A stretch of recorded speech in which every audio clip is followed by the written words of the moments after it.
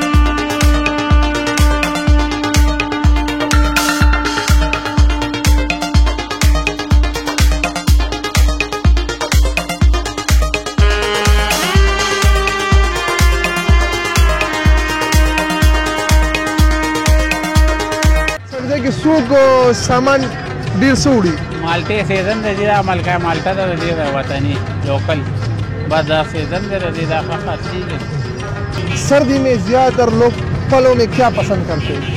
ये माल्टा, केनू और सेब। अस्सलाम वालेकुम। वालेकुम सलाम। क्या नाम है आपका? मोहम्मद अली। मोहम्मद अली साहब, सर्दी का मौसम है, फल में आपको क्या पसंद है? ज़्यादातर क्या आप खाते हैं? बस यही सर, जो माल्टा है इस इलाके का, सेब हो गया, माल्टा हो गया। क्या पसंद करते हो शेर मलिक साहब सर्दी में?